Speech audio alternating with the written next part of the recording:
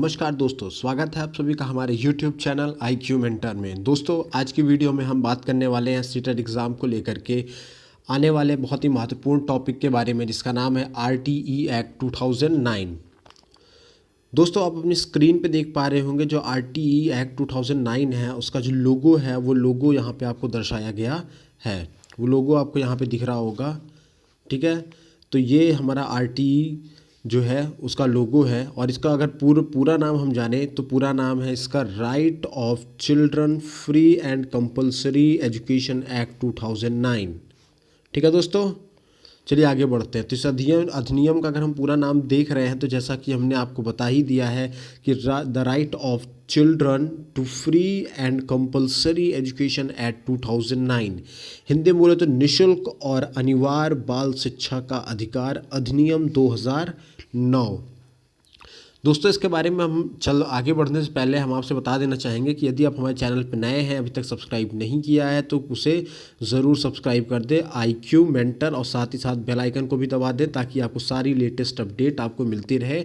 और ये वीडियो पसंद आए तो लाइक कीजिए, शेयर कीजिए, सब्सक्राइब कीजिए।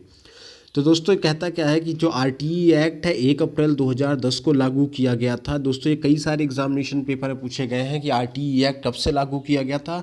तो RTE एक्ट 1 अप्रैल 2010 से लागू किया गया था, इसको ध्यान रखिएगा। शिक्षा का अधिकार अधिनियम 86वें संविधान संशोधन 2000 को संशोधित कर लिया गया था। यानी कि जो शिक्षा का अधिकार था वो 86 कॉन्स्टिट्यूशनल अमेंडमेंट संविधान संशोधन 2002 को ही संशोधित कर लिया गया था।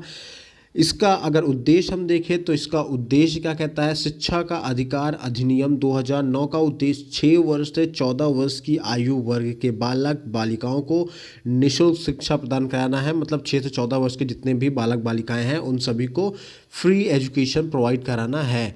12 दिसंबर 2002 को भारत के संविधान के 86वें संविधान संशोधन किया गया, जिसमें अनुच्छेद 21A को जोड़ा गया। यानी 12 दिसंबर 2002 को 86वां संविधान संशोधन में अनुच्छेद 21A जोड़ा गया। 21A क्या होता है, क्या है, समझिए बात को। अनुच्छेद 21A में शिक्षा के अधिकार को मौलिक मूल अधिकार का दर्जा दिया गया। यानी अनुच्छेद 21A शिक्षा का अधिकार बताता है, इसमें शिक्षा के अधिकार को मौलिक मूल अधिकार बताया गया है। और फिर 20 जुलाई 2009 को राज्यसभा में तथा 4 अगस्त 2009 को लोकसभा में RTE एक्ट विधेयक पारित हुआ। मतलब राइट टू एजुकेशन एक्ट पारित हुआ। फिर दोस्तों आगे बढ़ते हैं हम लोग। 26 अगस्त 2009 को राष्ट्रपति के हस्ताक्षर होने के पश्चात RTE एक्ट अधिनियम बन गया।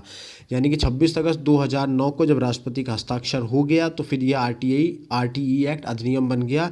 क्योंकि दोस्तों, किसी भी नए विधेयक को पारित करने के लिए अंततोगत्वा राष्ट्रपति के हस्ताक्षर होने बहुत ही ज़रूरी है। बिना राष्ट्रपति के हस्ताक्षर के वो अधिनियम कभी नहीं बन सकता है। फिर दोस्तों 1 अप्रैल 2010 को RTE एक्ट को पूरे भारत में लागू कर दिया गया। तो पूरे भारत में कब से लागू किया गया है? 1 अप्रैल 2010 से। भारत शिक्षा के अधिकार को लागू करने वाला विश्व का 135वां देश है। यानी भारत का हमारा कौन सा देश पर नंबर आता है? 135वां नंबर आता है। और 22 दिसंबर 2008 को कक्षा 1 से 12 तक सभी बालकों को शिक्षण शुल्क मुक्त करने वाला राजस्थान देश का प्रथम राज्य बना। मतलब देखो दोस्तों, 12 दिसंबर 2008 को राजस्थान इकलौता ऐसा देश था, वो इकलौता ऐसा राज्य था जिसने कक्षा 1 से 12 तक सभी बालकों का जो शिक्षण कार्य है उसको मुफ्त कर दिया है। फिर 29 मार्च 2011 को राजस्थान विधानसभा द्वारा राजस्थान निःशुल्क एवं अनिवार्य बाल शिक्षा का अधिकार अधिनियम 2011 पारित किया गया। फिर 1 अप्रैल 2011 को RTE एक्ट संपूर्ण राजस्थान में लागू हुआ। यह एक संवैधानिक प्रावधान है। इसके अंतर्गत 6 से 14 वर्ष आयु वाले बच्चों को निःशुल्क शिक्षा प्रदान कराई जाएगी। ठीक है दोस्तों, मूल संविधान में निःशुल्क एवं अनिवार्य शिक्षा का उल्लेख किया गया है। संविधान में हमारे निःशुल्क शिक्षा और अनिवार्य शिक्षा का उल्लेख किया गया है, जिसमें कुछ बिंदु बताए गए हैं। वो जो बिंदु हैं वो बिंदु इस प्रकार हैं, आइए हम लोग देख लेते हैं उसे भी। तो कहता है नीति निर्देशक तत्वों के अनुच्छेद 45 में निःशुल्क और अनिवार्य शिक्षा का उल्लेख किया गया है। मूल अधिकारों के अनुच्छेद 21A में निःशुल्क एवं अनिवार्य शिक्षा का उल्लेख है। फिर दोस्तों क्या कहता है कि मूल कर्तव्य 51A के अंतर्गत 11 मूल कर्तव्य जोड़े गए हैं। इसमें निःशुल्क एवं अनिवार्य शिक्षा के संबंध में बताया गया है और यह बताया गया है कि 6 से 14 वर्ष की आयु के माता पिता का कर्तव्य अध्यारोपण किया गया है कि वह अपने बच्चों को निःशुल्क एवं अनिवार्य शिक्षा के अधिकार से वंचित ना करें। क्या कहता है दोस्तों, इसमें एक जो 51A के अंतर्गत 11 मूल कर्तव्य जोड़े गए थे और ये कहता है कि जो 6 से 14 वर्ष के आयु वाले बालकों के जो माता पिता हैं, उन माता पिता की ये रिस्पॉन्सिबिलिटी है कि वो अपने बच्चों को ये जो अधिकार दिया गया है निःशुल्क और अनिवार्य शिक्षा का, उनको ये शिक्षा ज़रूर प्रोवाइड कराएं, उनको शिक्षा से वंचित ना रखें। अब कहता है RTE एक्ट 2009 क्या कहता है, शिक्षा के अधिकार से संबंधित ऐतिहासिक तथ्य। इसमें कुछ ऐतिहासिक तथ्य भी हैं जिनको हम समझते हैं। ठीक है दोस्तों, तो ये ऐतिहासिक तत्व हमारा क्या कहता है सबसे पहले महात्मा गांधी द्वारा बुनियादी शिक्षा प्रणाली अपनाई गई थी। इस प्रणाली के अंतर्गत जन्म से लेकर 7 वर्ष तक के बालक बालिकाओं को शिक्षा का अधिकार प्रदान किया जाना चाहिए। मतलब महात्मा गांधी ने इसकी सर्वप्रथम पहल की थी और उन्होंने कहा था कि बालक के जन्म से 7 वर्ष तक बालक बालिकाओं को शिक्षा के अधिकार है और उसे शिक्षा प्रदान करना चाहिए। फिर 1944 में सार्जेंट योजना आई थी जिसका उद्देश्य 6 से 14 वर्ष के बालक बालिकाओं को निःशुल्क एवं अनिवार्य शिक्षा प्रदान की जाए। क्या कहता था, 1944 में सार्जेंट योजना आई। सार्जेंट योजना में यही उद्देश्य था कि जितने भी 6 से 14 वर्ष के बालक बालिकाएं हैं उनको निःशुल्क शिक्षा प्रदान कराई जाए। फिर उसके बाद आता है हरटांग समिति आई 1929 में। हरटांग समिति की सिफारिश के आधार पर प्राथमिक शिक्षा के सार्वभौमिकरण पर बल दिया गया।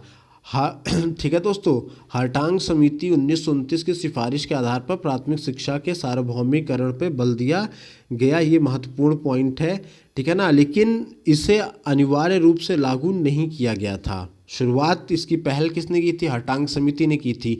एग्जामिनेशन में हमारे पूछा जाएगा इस तरीके से कि प्राथमिक शिक्षा के सार्वभौमिकरण पे सर्वप्रथम किसने सिफारिश की, तो उसका उत्तर होगा हरटांग समिति। ठीक है दोस्तों, फिर हमारा आगे आता है कि सर्व शिक्षा अभियान यानी कि SSA सर्व शिक्षा अभियान के द्वारा प्रारंभिक शिक्षा का अनिवार्य सार्वभौमिकरण स्वीकार किया गया। मतलब प्रारंभिक शिक्षा का जो अनिवार्य सार्वभौमिकरण स्वीकार कर लिया गया। अब RTE एक्ट ही हम लोग कुछ विशेषताओं को भी हम लोग जान लेते हैं। विशेषताएं क्या हैं इसकी, तो इसकी विशेषताएं कहता है कि यह केवल 6 से 14 वर्ष के बालक बालिकाओं पर ही लागू होगी। यह नियम कक्षा 1 से 8 तक के सभी सरकारी एवं गैर सरकारी स्कूलों पर लागू होता है। इस नियम के तहत सभी सरकारी एवं निजी संस्थान में 25% सीटें SC, ST, OBC, BPL card के छात्रों के लिए आरक्षित होगी। क्या कहता है कि कोई भी निजी संस्थान हो, हर निजी संस्थान में कम से कम 25% सीटें SC, ST, OBC, BPL card धारकों छात्रों के लिए आरक्षित रहेगी। गुणवत्ता की दृष्टि से 40 छात्रों पर एक शिक्षक होना अनिवार्य है। मतलब यह है कि अगर एक कक्षा में एक अध्यापक पढ़ा रहा है तो वो 40 बच्चों से अधिक उसमें बच्चे नहीं आएंगे। यदि 40 से बच्चे अधिक हो रहे हैं यानी कि बच्चे आपके अगर 40+ हो रहे हैं तो आपको अन्य कक्षा या फिर अन्य अध्यापक का व्यवस्था करना पड़ेगा, चाहे वो कोई भी शैक्षिक संस्थान क्यों ना हो। और गैर प्रशिक्षित अध्यापकों का 5 वर्ष की अवधि के भीतर प्रशिक्षण अनिवार्य कराना होगा। मतलब वो अध्यापक जिन्होंने किसी प्रकार की कोई ट्रेनिंग नहीं की है, DLED या B.Ed नहीं किया है, तो उनके लिए 5 वर्ष के अंदर अंदर उनको ट्रेनिंग करना आवश्यक है। फिर क्या कहता है, RTE एक्ट का मानक कक्षा 1 से 5 तक के विद्यार्थियों हेतु 30/1 यानी कि 30:1 शिक्षक होना अनिवार्य है। यानी कि जो रेशियो आपका अध्यापक और बालक का या शिक्षक का चलेगा वो 30:1 होगा। यानी कि 30 बालकों पर एक शिक्षक रहना अनिवार्य है। उसके बाद कक्षा 6 से, ये 1 से 5 की बात थी, अब कक्षा 6 से 8 तक के विद्यार्थियों के लिए क्या है, 35:1 का है रेशियो चल रहा है। मतलब कि कक्षा 6 से 8 में अगर 35 बच्चे हैं किसी कक्षा में तो 35 बच्चे पे एक अध्यापक कार्य करेगा। ठीक है दोस्तों, राज्य सरकार की नीति के अनुसार 40 विद्यार्थियों पर 40:1 अध्यापक होना आवश्यक है। राज्य सरकार ने जो नीतियां बनाई हैं, राज्य सरकार नीति क्या कहती है कि 40:1 का रेशियो होना चाहिए। परीक्षा में हमसे पूछा जाएगा कि राज्य सरकार की नीति के अनुसार शिक्षक और विद्यार्थियों का क्या अनुपात है, तो उसमें जो भी ऑप्शन देगा उसमें ऑप्शन आपको 40:1 मारना है। ठीक है दोस्तों। और अगर पूछा जाए कि कक्षा 6 से 8 तक के विद्यार्थियों के लिए क्या रेशियो है, तो 35:1, और अगर 1 से 5 तक का बोला जाए तो 30:1 का रेशियो है। ठीक है दोस्तों। चलिए इसी के साथ हम लोग आगे बढ़ते हैं। कहता है कि आरटीई एक्ट के अंतर्गत कक्षा 6 से 8 तक की कक्षाओं में कम से कम एक विज्ञान, गणित तथा एक सामाजिक अध्ययन व एक भाषा का शिक्षक होना आवश्यक है। आरटीई एक्ट क्या कह रहा है, 6 से 8 तक के जो कक्षाएं हैं उन कक्षाओं के लिए एक अध्यापक गणित का, एक विज्ञान का, साथ ही साथ एक सामाजिक अध्ययन का, एक भाषा का, ठीक है, एक भाषा का शिक्षक होना अनिवार्य है। जहाँ पर 100 से अधिक बालक बालिकाएं हो वहाँ पर एक पूर्णकालिक प्रधानाध्यापक होना चाहिए, तथापि अंशकालीन शिक्षक जिसमें एक कला शिक्षक एवं एक स्वास्थ्य एवं शारीरिक शिक्षक तथा एक पूर्ण कार्य करने वाला कार्यपालक अध्यापक होना चाहिए। मतलब क्या कह रहा है कि यदि आपके विद्यालय में या संस्थानों में 100 या उससे अधिक बच्चे हैं तो बालक बालिकाएं हैं, तो उसमें क्या होगा, एक पूर्णकालिक प्रधानाध्यापक यानी प्रिंसिपल उसमें होना चाहिए। साथ ही साथ उसमें अंशकालीन शिक्षक भी होने चाहिए, और उस अंशकालीन शिक्षक में एक कला का भी शिक्षक हो, एक स्वास्थ्य और शारीरिक शिक्षा का भी एक अध्यापक हो, और साथ ही साथ पूर्ण कार्य वाला कार्यपालक अध्यापक भी होना अति आवश्यक है। ठीक है दोस्तों। फिर क्या कहता है, आरटीई एक्ट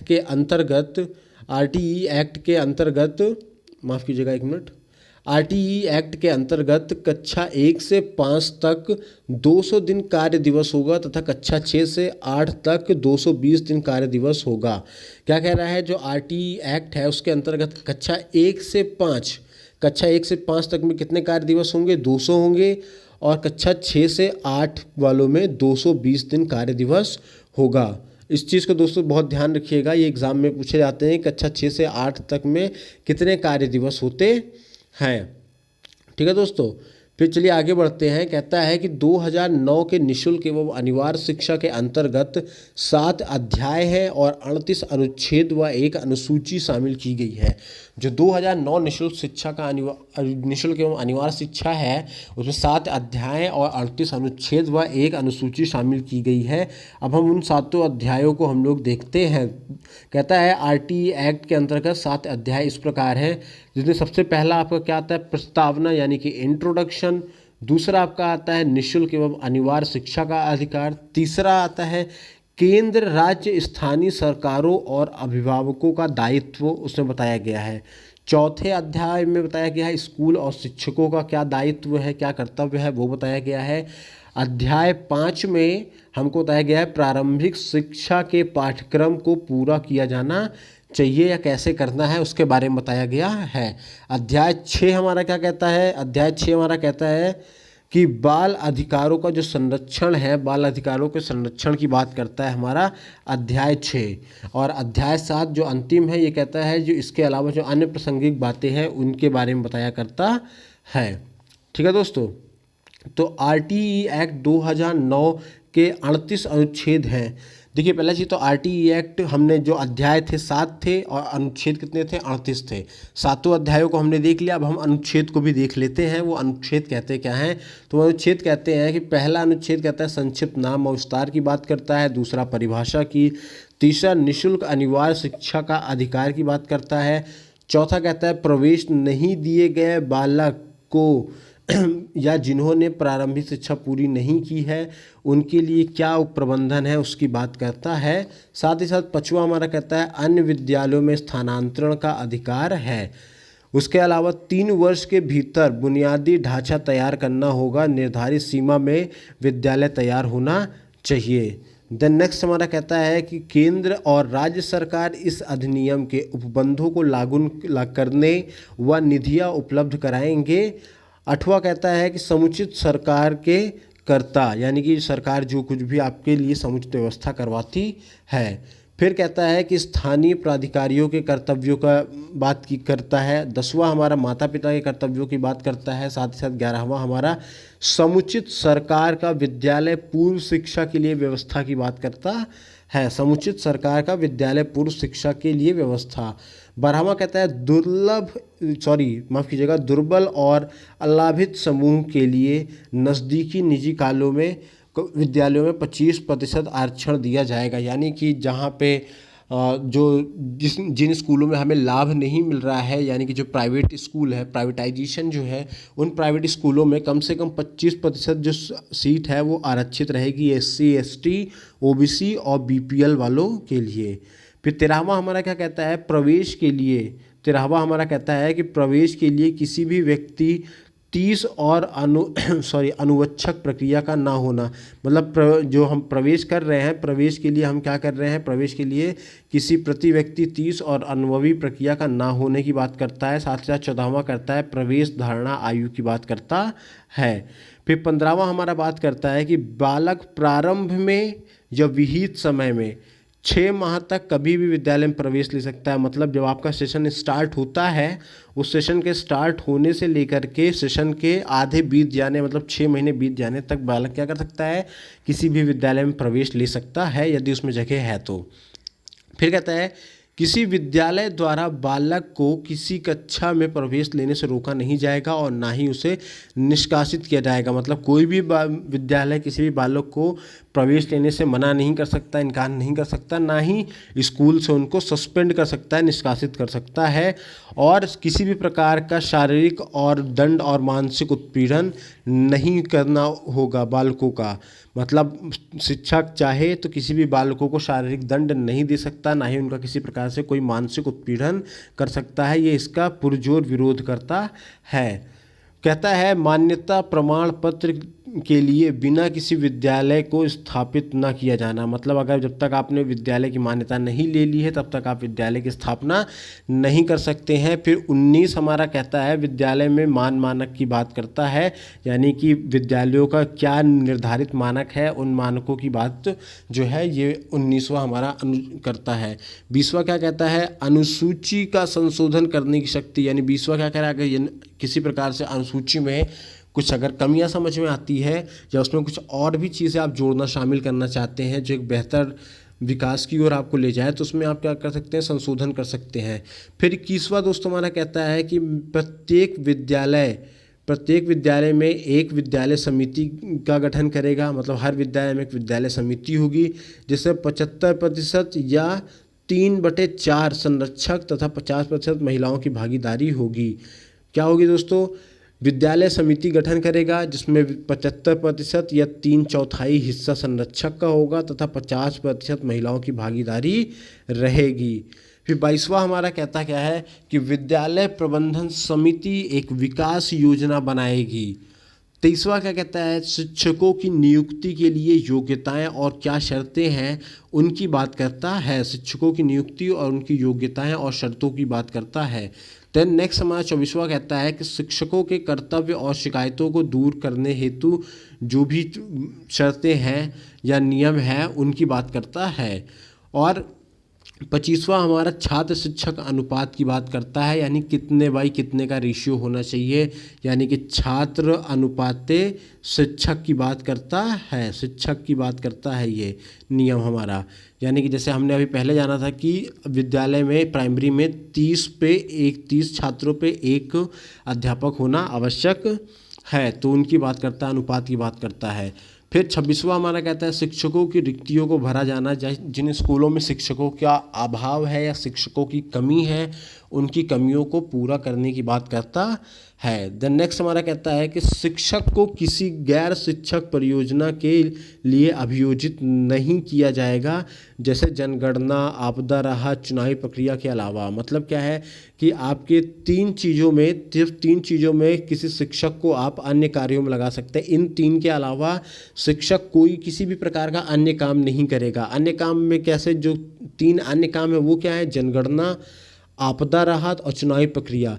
इसमें शिक्षक से काम लिया जा सकता है, लेकिन इसके अलावा शिक्षक पढ़ाने के अलावा और इन 3 के अलावा किसी प्रकार का कोई काम उनसे नहीं लिया जाएगा।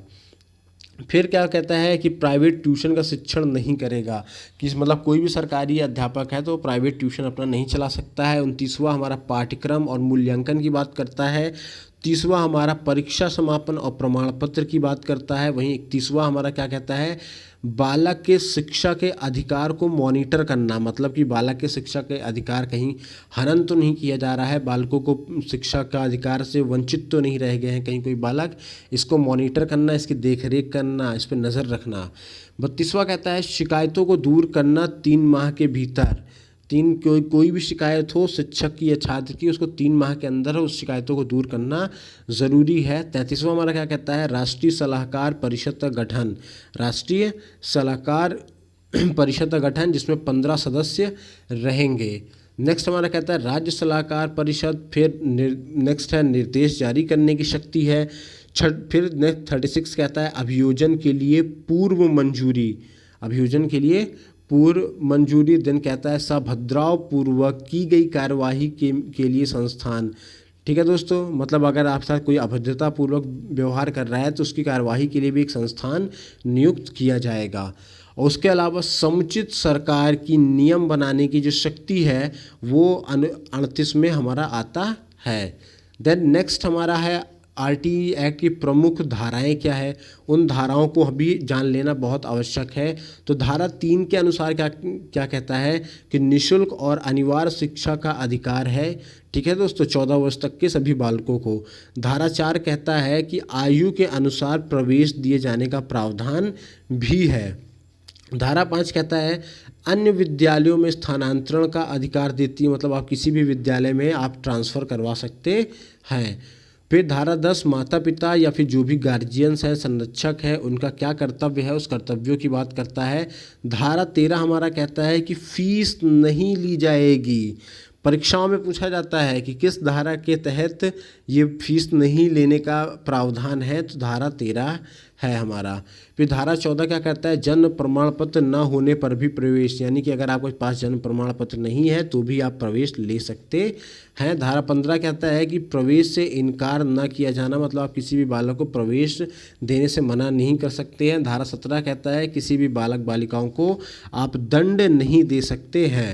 ठीक है दोस्तों, फिर धारा 21 हमारा कहता है कि धारा 21 के अंतर्गत प्रत्येक विद्यालय में प्रबंधन समिति यानी कि स्कूल मैनेजमेंट कमेटी होना आवश्यक है या अनिवार्य है। एसएमसी अनिवार्य, एसएमसी होता है स्कूल मैनेजमेंट कमेटी।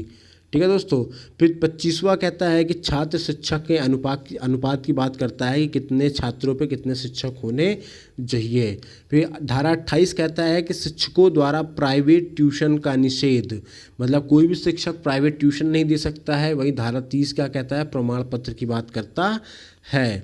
ठीक है दोस्तों, अब ये हमारा जो आरटीई एक्ट 2009 है इसके अनुसार शिक्षक की क्या भूमिका है वो भी हम लोग जान लेते हैं। तो पाठ्यक्रम को समय के अनुसार पूर्ण कराना, यानी कि अंडर द टाइम पूरे सिलेबस को आपको कंप्लीट करवाना है, ये अध्यापकों की भूमिका है। और जो भी वो टाइम टेबल बनाए हैं, समय सारणी उन्होंने बनाया है, उस समय सारणी के अनुसार उनको कार्य करना है, चलना है। अध्यापकों द्वारा निर्धारित नियमों का पालन करना, जो भी नियम निर्धारित किए गए हैं उस नियम को पालन करना, ये भी है।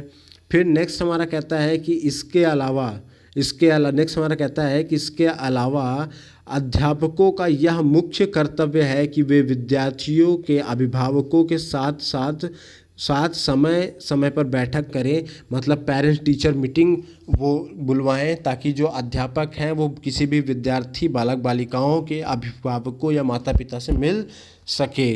ठीक है, और उनकी प्रगति से संबंधित उनकी जानकारी से अभिभावकों को अवगत कराएं, यानी बालक में कितना चेंज आ रहा है, वो कितना ज़्यादा डेवलप कर रहा है कोई बालक, उस डेवलपमेंट को बताने के लिए, उस विकास को बताने के लिए, जो भी वो प्रगति कर रहे हैं उसे बताने के लिए अभिभावकों को अवगत कराने के लिए पीटीएम करना होगा, पेरेंट टीचर मीटिंग करना होगा। फिर दोस्तों नेक्स्ट हमारा आता है शिक्षक के कार्य दिवस। शिक्षक के कार्य दिवस क्या है हमारे, शिक्षक के कार्य दिवस हमारे हैं कि कक्षा 1 से 5 यानी जो प्राथमिक स्तर पे हैं जो शिक्षक, उनका कार्य दिवस 200 दिन है। 200 कार्य दिवस है।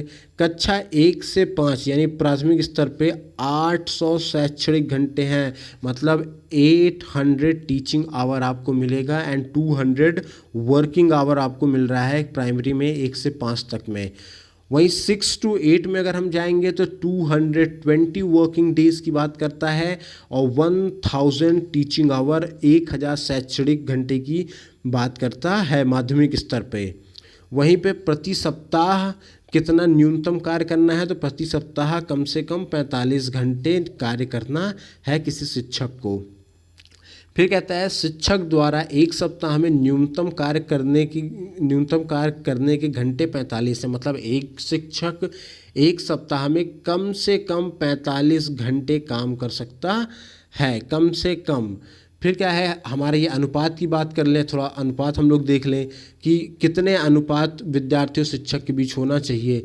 कक्षा 1 से 5 तक के अनुपात की बात कर रहा है और इधर शिक्षक की हम देखते हैं। तो अगर यदि 40 बच्चे हैं तो उसमें 1 शिक्षक होगा, 60 बच्चे हैं तो 2 शिक्षक होगा, अगर 61 से 90 बच्चे हैं तो उसमें क्या होगा, 3 शिक्षक होंगे, और 91 से 120 अगर है बच्चे तो 4 शिक्षक, और 121 से 150 है तो 5 शिक्षक, वहीं 5 शिक्षक होगा। वहीं पे अगर 150 से 200 विद्यार्थी हैं तो उसमें 5 शिक्षक होगा और 1 प्रिंसिपल यानी प्रधानाचार्य भी होगा।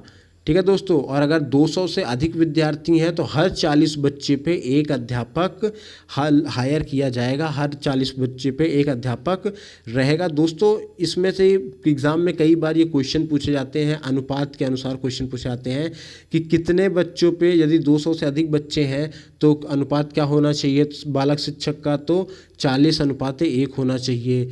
ठीक है दोस्तों, यदि 40 बच्चे हैं तो अनुपात क्या होना चाहिए, तो 1 शिक्षक। वहीं 60 बच्चे का अगर पूछा जाएगा अनुपात शिक्षक बालक शिक्षक का क्या होगा, तो 2 होगा। तो इस तरीके से ये जो अनुपात है ये बहुत महत्वपूर्ण है, ये एग्ज़ाम में पूछे जाते हैं, चाहे आप DSSS का दें या फिर आप CTET एग्ज़ाम दे लें या फिर किसी भी स्टेट का आप टेट एग्ज़ाम दें, ठीक है, या फिर कोई भी टीचिंग एग्ज़ाम्स दें, उसमें ये सब चीज़ें ज़रूर पूछी जाती है, ये सब बहुत ज़्यादा महत्वपूर्ण होता है। देन हमारा नेक्स्ट कहता है कि उच्च प्राथमिक स्तर पर छात्र एवं शिक्षक का अनुपात 1 से 8 तक की बात कर रहा है, यानी उच्च प्राथमिक स्तर में छात्र और शिक्षक का अनुपात क्या होगा, यानी कक्षा 1 से 8 की बात कर रहा है। तो कह रहा है कि छात्र एवं शिक्षक का अनुपात 35:1 होगा, और 100 से अधिक छात्र अगर होते हैं तो वहाँ पे एक प्रिंसिपल का होना आवश्यक है, प्रधानाध्यापक का होना आवश्यक है। दोस्तों उम्मीद करता हूँ आपको ये वीडियो बहुत पसंद आई होगी। अगर पसंद आई हो तो प्लीज़ उसे लाइक कर दें, शेयर कर दें और हमारे चैनल को सब्सक्राइब भी कर दें ज़रूर IQ मेंटर, ताकि हम आपको ऐसे ही जितने भी एग्ज़ाम से संबंधित वीडियोस हैं, महत्वपूर्ण वीडियोस हम आपको देते रहें। Thank you so much guys.